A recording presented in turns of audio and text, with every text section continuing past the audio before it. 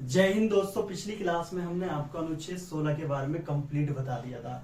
आज की क्लास में दोस्तों हम बात करेंगे अनुच्छेद 17 और 18 की। जैसे ही हम दोस्तों 17 और 18 इस क्लास में कंप्लीट कर लेंगे तो इसी के साथ हमारा समता यानी कि समानता का अधिकार कंप्लीट हो जाएगा और नेक्स्ट क्लास में हम शुरू कर देंगे स्वतंत्रता का अधिकार। दोस्तों आज की वीडियो में हम बात करेंगे सबसे पहले अनुच्छेद 17 के बारे में। अनुच्छेद 17 का देखा जाए हेडिंग क्या कहता है, अस्पृश्यता का अंत या फिर छुआछूत के अंत की बात करता है। और इसमें कहा गया है कि राज्य सभी प्रकार के छुआछूत की समाप्ति करेगा, सभी प्रकार के ही छुआछूत की समाप्ति करेगा, ये बात कह रहा है राज्य। ठीक है, इसीलिए देखा जाए तो इसे मौलिक अधिकारों का निरपेक्ष अनुच्छेद यानी कि अत्यंतिक अनुच्छेद भी कहा जाता है। क्यों? क्योंकि ये सभी प्रकार के छुआछूत की समाप्ति की बात कर रहा है, ये याद रखना। ठीक है, और याद रखना दोस्त अनुच्छेद 17 सभी को प्राप्त है, चाहे वो भारत का नागरिक हो या विदेशी हो। ठीक है, और अभी तक हम आपको हर आर्टिकल में बता रहे थे कि ये राज्य के विरुद्ध गारंटी है, तो ये वाला आर्टिकल याद रखना, राज्य के विरुद्ध गारंटी के साथ साथ व्यक्ति के विरुद्ध भी गारंटी है। तो अनुच्छेद 17 का देखा जाए क्या कहता है, अनुच्छेद 17 अस्पृश्यता के अंत की बात करता है या फिर छुआछूत की समाप्ति की बात करता है। राज्य सभी प्रकार के छुआछूत की समाप्ति करेगा। ठीक है, इसीलिए इसे मौलिक अधिकारों का क्या निरपेक्ष अनुच्छेद कहा जाता है या अत्यंतिक अनुच्छेद कहा जाता है। ठीक है, ये याद रखना। उसके बाद छुआछूत को समाप्त करने के लिए दोस्तों संसद द्वारा, ठीक है, संसद द्वारा अस्पृश्यता अपराध अधिनियम 1955 बनाया गया था। 1955 में बनाया गया था, तो इसीलिए याद रखना अस्पृश्यता अपराध अधिनियम कब बनाया गया था? 1955 में बनाया गया था। किसके द्वारा बनाया गया था? संसद के द्वारा बनाया गया था। बनाया क्यों गया? छुआछूत को समाप्त करने के लिए। ठीक है, इसलिए छुआछूत को समाप्त करने के लिए बनाया गया था। तो याद रखना अस्पृश्यता अधिनियम कब बनाया गया था? अपराध अधिनियम 1955 में बनाया गया था। किसके द्वारा बनाया गया? संसद के द्वारा बनाया गया। क्यों बनाया गया? छुआछूत की समाप्ति करने के लिए। लेकिन याद रखना दोस्त संविधान द्वारा छुआछूत को परिभाषित नहीं किया गया। ठीक है, संविधान द्वारा छुआछूत को परिभाषित नहीं किया गया, अनटचेबिलिटी को संविधान के द्वारा परिभाषित नहीं किया गया। 1976 में, ये इंपोर्टेंट है, याद रखना 1976 में संशोधन के माध्यम से, किसके माध्यम से? संशोधन के माध्यम से अस्पृश्यता अपराध अधिनियम का नाम बदल दिया गया और रख दिया गया नागरिक अधिकारों संरक्षण अधिनियम 1955 रख दिया गया। तो याद रखना दोस्तों, देखो 1955 में संसद के द्वारा अस्पृश्यता अपराध अधिनियम बनाया गया। ये छुआछूत को क्या है, खत्म कर देगा, समाप्त करने के लिए बनाया गया। ठीक है, इसमें 1976 में संशोधन कर दिया गया और इसका नाम बदल के रख दिया गया, आपको याद रखना, नागरिक अधिकारों संरक्षण अधिनियम 1955 रख दिया गया।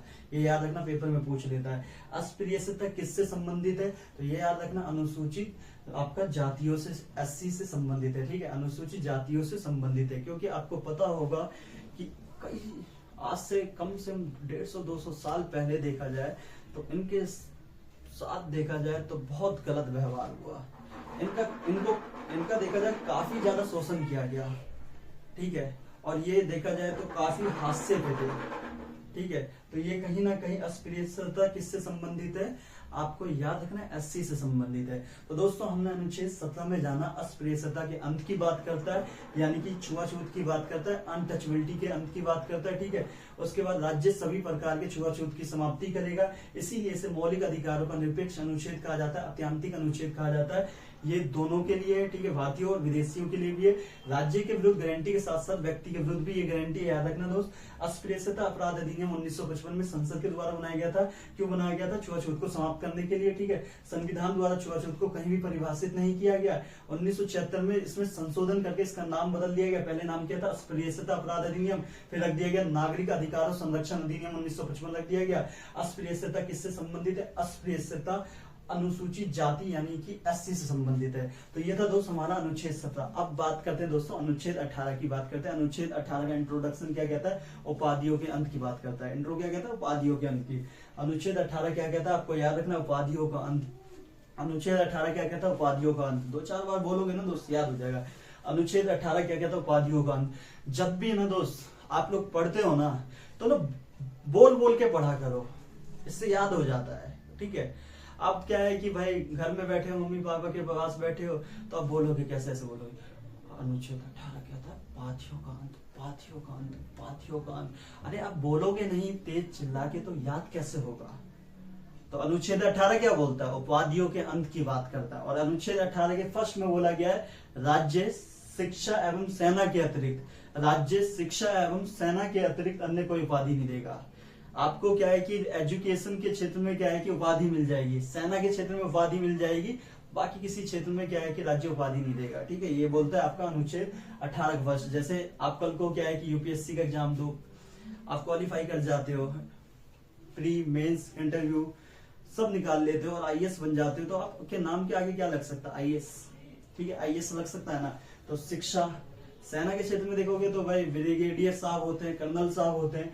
तो शिक्षा एवं सेना के अतिरिक्त अन्य कोई उपाधि नहीं देगा। राज्य देखा जाए तो क्या बोल रहा है कि शिक्षा एवं सेना के अतिरिक्त अन्य कोई उपाधि नहीं देगा, अन्य कोई उपाधि नहीं देगा। ठीक है, आप एजुकेशन रैंक प्राप्त कर सकते हो, मिलिट्री क्षेत्र में आप क्या है कि भाई रैंक प्राप्त कर सकते हो, लेकिन अन्य राज्य कोई उपाधि नहीं देगा। यहाँ पे साफ डिफाइन कर रखा है। 18 का 2 बोलता है कोई भी भारतीय नागरिक किसी विदेशी राज्य से कोई उपाधि ग्रहण नहीं करेगा। याद रखना ये क्या बोला 18 का 2, कोई भी भारतीय नागरिक किसी विदेशी राज्य से, कोई भी भारतीय नागरिक किसी भी विदेशी राज्य से कोई भी उपाधि ग्रहण नहीं करेगा, कोई भी उपाधि ग्रहण नहीं करेगा। 18 का 2 बोलता है। तो हमने सबसे पहले जाना दोस्त 18 को जाना। तो 18 क्या कहता है? उपाधियों के अंत की बात करता है, एवोल्यूशन ऑफ टाइटल्स की बात करता है। ठीक है, 18 के फर्स्ट में जाना, राज्य शिक्षा एवं सेना के अतिरिक्त अन्य कोई उपाधि नहीं देगा। 18 के 2 में जाना, कोई भी भारतीय नागरिक किसी विदेशी राज्य से कोई उपाधि ग्रहण नहीं करेगा।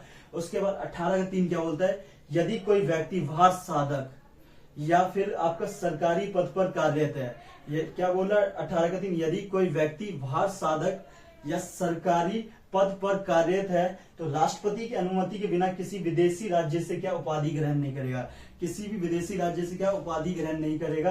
क्या बोलता है 18 का 3, ध्यान से सुनिएगा। यदि कोई व्यक्ति भार साधक का मतलब होता है जिम्मेदार इंसान, यानी सेलिब्रिटी की बात कर रहा है। अगर वो इनाम लेने जाएगा बिना भाई राष्ट्रपति यानी कि बिना केंद्र सरकार के परमिशन के, क्या है कि वो देखा जाए उपाधि ग्रहण नहीं कर सकता। इनाम अलग चीज होती है, उपाधि ग्रहण नहीं कर सकता। ठीक है, क्योंकि भाई उपाधि ग्रहण, क्योंकि उनकी एक एक एक्टिविटी क्या है कि भाई समाज पे इफेक्ट डाल सकती है ना, क्योंकि सेलिब्रिटी है बड़े बड़े। ठीक है, जैसे शाहरुख खान जाते हैं, अभी अमिताभ बच्चन को मिला था रिसेंट में, फिर क्या है कि आपका संजय दत्त हो गए, अक्षय कुमार हो गए, तो क्या है कि ये बड़े सेलिब्रिटी हैं। अब इनकी क्या है कि भाई इनकी एक्टिविटी से देखा जाए तो भाई समाज में भी प्रभाव पड़ता है, इनके देखा जाए विचारों से क्या समाज में प्रभाव पड़ जाता है देश में। तो बड़े सेलिब्रिटी है, ये जिम्मेदार इंसान है। तो केंद्र सरकार की अनुमति के बिना, क्योंकि केंद्र सरकार अनुमति देगी मतलब राष्ट्रपति की अनुमति मिलेगी। ठीक है, तो क्या बोला 18 का 3, यदि कोई व्यक्ति भार साधक या सरकारी पद पर कार्यरत है, क्या बोला? यदि कोई व्यक्ति भार साधक या सरकारी पद पर क्या कार्यरत है, राष्ट्रपति की अनुमति के बिना किसी विदेशी राज्य से उपाधि ग्रहण नहीं कर सकता, किसी विदेशी राज्य से क्या उपाधि ग्रहण नहीं कर सकता। ये 18 का 3 कहता है। 18 का 4 बोलता है कोई भी व्यक्ति जो भार साधक या सरकारी पद पर है, किसी भी विदेशी राज्य से कोई पद, ठीक है, पद यानी पोस्ट, उपहार अथवा उपलब्धि बिना राष्ट्रपति के ग्रहण क्या है कि ग्रहण नहीं करेगा, बिना क्या है उपलब्धि बिना राष्ट्रपति के क्या है ग्रहण नहीं करेगा। ठीक है, बिना राष्ट्रपति के अनुमति के ग्रहण नहीं करेगा। यहाँ पे क्या आना चाहिए था दोस्त? अनुमति के ग्रहण नहीं करेगा, याद रखना। ठीक है, बिना अनुमति के क्या है ग्रहण नहीं करेगा, ये याद रखना। ठीक, तो 18 के 4 देखो, 18 के 4 में क्या बोल रहा है? कोई भी व्यक्ति जो भार साधक या सरकारी पद पर कार्यरत है, किसी भी विदेशी राज्य से कोई पद यानी पोस्ट, उपहार अथवा उपलब्धि बिना राष्ट्रपति के क्या है अनुमति के ग्रहण नहीं करेगा।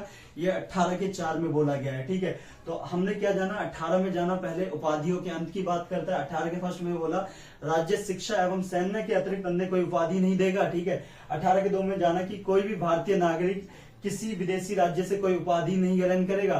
फिर 18 के 3 में बोलते हैं यदि कोई व्यक्ति भार साधक या सरकारी पद पर कार्यरत है, राष्ट्रपति की अनुमति के बिना किसी विदेशी राज्य से उपाधि ग्रहण नहीं करेगा। ठीक है, उसके बाद 18 के 4 में क्या बोल रहा है? कोई भी व्यक्ति भार साधक या सरकारी क्या है कि पद पर कार्यरत है, किसी भी विदेशी राज्य से क्या है कि पद यानी पोस्ट, उपहार तथा उपलब्धियां बिना राष्ट्रपति की अनुमति के ग्रहण नहीं करेगा। ठीक है, बिना, ये नागरिक और विदेशी दोनों के लिए है, याद रखना। तो क्या था ये? आप देखो भाई, बिना केंद्र, देखो भाई, क्योंकि आपको पहले बता दिया, क्योंकि ये भार साधक की बात करे तो ये यार ये सेलिब्रिटी है, जिम्मेदार इंसान है, बिना केंद्र सरकार की अनुमति के ना तो ये पद, उपहार और उपलब्धि ग्रहण कर सकते हैं। ठीक है, केंद्र सरकार की अनुमति मतलब राष्ट्रपति की अनुमति। क्योंकि हमारे यहाँ पे देखा जाए तो आप पढ़ते हो कार्यपालिका के बारे में, तो वास्तविक कार्यपालिका देखा जाए तो भाई कार्यपालिका का देखा जाए तो वास्तविक अध्यक्ष कौन है? प्रधानमंत्री है, औपचारिक राष्ट्रपति है। तो यानी कि केंद्र सरकार की परमिशन, तो समझ जाओ राष्ट्रपति ने परमिशन दे दी। तो दोस्त ये था हमारा अनुच्छेद और 17 और 18। आपको स्क्रीनशॉट लेना हो तो तसल्ली से आप स्क्रीनशॉट ले सकते हो। दोस्तों अभी तक हमने क्या है कि आपका समानता का अधिकार कंप्लीट कर लिया है, और आने वाली कुछ क्लासों में हम क्या है कि मौलिक अधिकार का जो नेक्स्ट पार्ट है, आपका दूसरा मौलिक अधिकार है यानी कि स्वतंत्रता का अधिकार, ये हम क्या है कि 2 से 4 लेक्चर में ये भी खत्म कर लेंगे। हम चाहें तो दोस्त आपको एक ही लेक्चर में सब कुछ दे सकते हैं, ठीक है। लेकिन क्या होगा, वीडियो की क्या है कि जो टाइमिंग होगी ना फिर वो काफी लंबी हो जाएगी, 3 से 4 घंटे चली जाएगी। तो हम नहीं चाहते कि 3 से 4 घंटे में क्या है कि आप पूरा का पूरा देखा जाए तो मौलिक अधिकार खत्म करवा दे 3 से 4-5 घंटे में। तो इससे क्या होगा, वीडियो की जो टाइमिंग होगी, लेंथ होगी, वो काफी ज्यादा हो जाएगी। तो हम चाहते हैं कि एक एक दिन क्या है कि एक एक दिन में 10-10, 15-15, 20-20 मिनट के अंदर एक आर्टिकल समझा दे और आपके समक्ष रख दे, और आप क्या है कि भाई कहीं भी हो एक बार देख लो, रिवीजन हो जाए, याद हो जाए आपको, ठीक है। ये दोस्त देखा जाए तो आपके किसी भी प्रतियोगिता एग्जाम में, किसी भी प्रतियोगिता एग्जाम की आप तैयारी कर रहे हो ना, ये देखा जाए तो आपके लिए एकदम महत्वपूर्ण क्लास है, ठीक है। एकदम रामबाण वाली क्लास है, याद रखना दोस्त। इससे क्या है, इस क्लास को देखो दोस्त, नजरअंदाज मत करना। ये क्लास आपको बड़े लेवल यानी कि सरकारी अधिकारी तक भी पहुंचा सकती है क्लास। तो इस क्लास को प्लीज नजरअंदाज मत कीजिएगा। आपको लग रहा हो कि भाई यूट्यूब पे पता है हमें कि दुनिया भर के टीचर हैं, ठीक है, जो बहुत अच्छे हैं, लेकिन देखा जाए तो ये क्लास क्या है कि आपके लिए बहुत अच्छी और बहुत देखा जाए तो महत्वपूर्ण क्लास है, ठीक है। तो दोस्तों हमने 17 और 18 आज कंप्लीट कर लिया। आपको कोई भी समस्या उत्पन्न हो, कोई भी डाउट हो, कोई भी क्वेश्चन पूछना हो, हमें आप कमेंट कर सकते हो, या हमारे टेलीग्राम चैनल से जुड़ सकते हो। इंस्टाग्राम आईडी को अगर फॉलो करना चाहते हो, वहां पे भी जुड़ना चाहते हो, जुड़ सकते हो। हम आपके लिए 24 आवर्स अवेलेबल है। तो दोस्तों आज के लिए बस इतना ही। आप अपना ख्याल रखें, अपने परिवार का ख्याल रखें। नेक्स्ट वीडियो में मिलेंगे। जय हिंद।